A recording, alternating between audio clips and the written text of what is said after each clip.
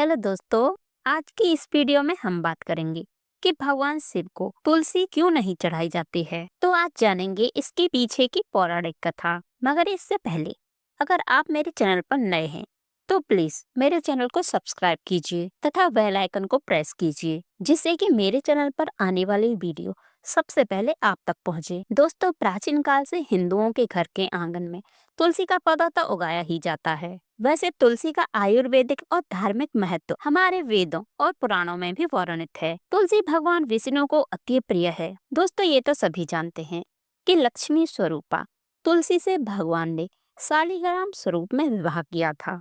इसके अलावा भी सभी देवी देवताओं को तुलसी चढ़ाने की परंपरा है। लेकिन इन सब के इधर हिंदू धर्म के सबसे बड़े देवताओं में से एक त्रिदेव में शामिल भगवान शिव जी की पूजा में तुलसी का विशेष महत्व नहीं है, यानी कि तुलसी निषेध है। तो आइए जानते हैं देवाधिदेव महादेव भगवान शिव को तुलसी क्यों नहीं चढ़ाई जाती है। दोस्तों, वीडियो के अंत तक बने रहना, वीडियो को स्किप बिल्कुल भी नहीं करना।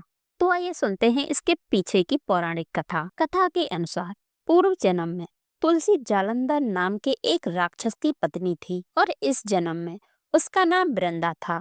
जालंधर भगवान शिव का ही अंश था, लेकिन अपने बुरे कर्मों के फलस्वरूप उसका जन्म राक्षस कुल में हुआ था।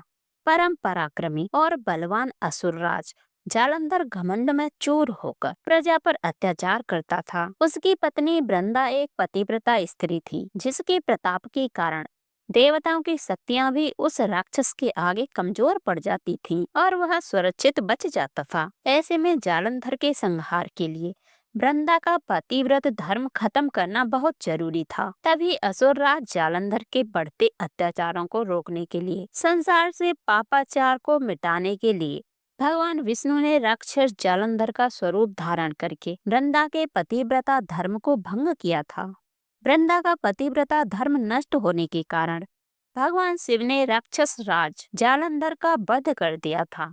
जब वृंदा को यह पता चला और इसकी असलियत पता चली तो उसने भगवान विष्णु को श्राप दे दिया। वृंदा के इस श्राप से नाराज विष्णु जी जन कल्याण की बात कहते हुए जालंधर का वध करना उचित ठहराया और वृंदा को श्राप दिया कि वो लकड़ी बन जाए। दोस्तों, तभी से ऐसा कहा जाता है कि तुलसी श्रापित हैं और शिवजी के द्वारा उनके पति का वध हुआ था। इसीलिए भगवान शिव की पूजन में तुलसी वर्जित है। तुलसी भगवान विष्णु के शालिग्राम स्वरूप की पत्नी है और उनकी विष्णु जी के साथ पूजा की जाती है। इसीलिए भी विष्णु प्रिय तुलसी को भगवान शिव जी को अर्पित करने से वर्जित माना गया है। दोस्तों, आध्यात्मिक कारण से तुलसी की पत्तियां भगवान विष्णु को अर्पित की जाती हैं, जबकि भगवान विष्णु को बेलपत्र, धतूरा और भांग जैसी वस्तुएं अर्पित की जाती हैं। शिवलिंग पर तुलसी चढ़ाना शिव और विष्णु के पूजन विधियों का मिश्रण माना जाता है,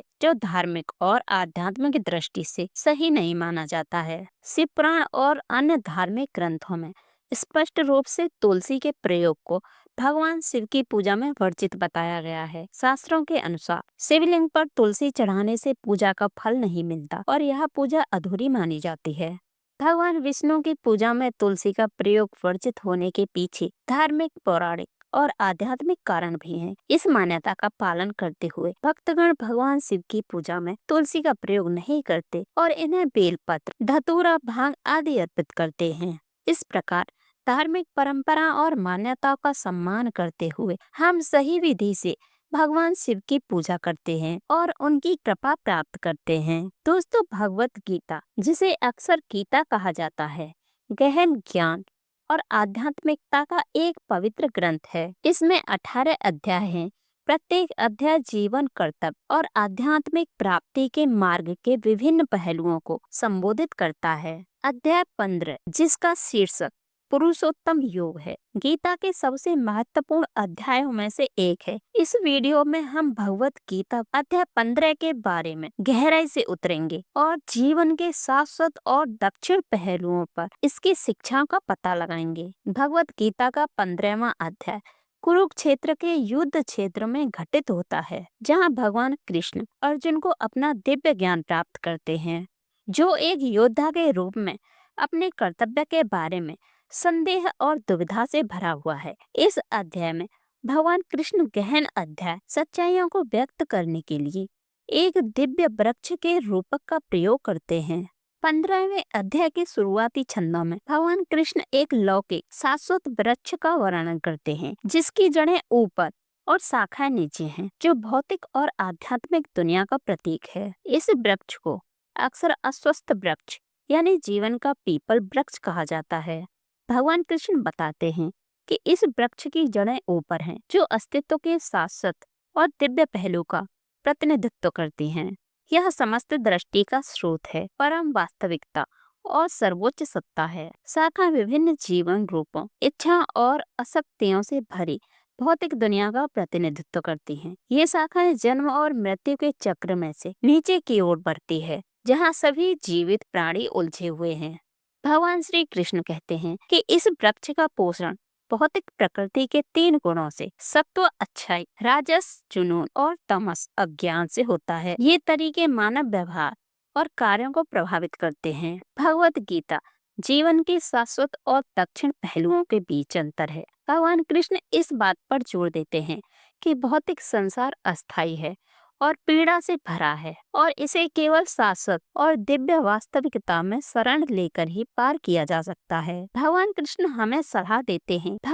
कृष्ण हमें सलाह देते हैं कि हम खुद को भौतिक संसार से अलग कर लें और दिव्य वृक्ष की जड़ों द्वारा प्रस्तुत शाश्वत अपरिवर्तनीय वास्तविकता की शरण लें। क्षण भंगुर संसार से आसक्ति दुख की ओर ले जाती है। सांसारिक सुखों और संपत्तियों की अनित्यता को समझकर हम खुद को इस बंधन से मुक्त कर सकते हैं। भगवान कृष्ण हमें मुक्ति और आध्यात्मिक विकास के लिए ईश्वर पर हम हमारी निर्भरता को स्वीकार करते हुए सर्वोच्च सत्ता के प्रति समर्पण करने के लिए प्रोत्साहित करते हैं। आध्यात्मिक ज्ञान विकसित करें। जीवन के शाश्वत और दक्षिण पहलुओं को समझने के लिए आध्यात्मिक ज्ञान की आवश्यकता होती है। ज्ञान और भक्ति की खेती करके हम भौतिक प्रभावों से परे जा सकते हैं। पुरुषोत्तम योग अस्तित्व की प्रकृति और आध्यात्मिक मुक्ति के मार्ग में गहन अंतर्दृष्टि प्रदान करता है। भगवत गीता का 15वां अध्याय हमें याद दिलाता है कि जीवन के सार और ईश्वर के साथ अपने संबंध को समझकर हम आध्यात्मिक ज्ञान प्राप्त कर सकते हैं और जन्म और मृत्यु के चक्र से मुक्ति पा सकते हैं।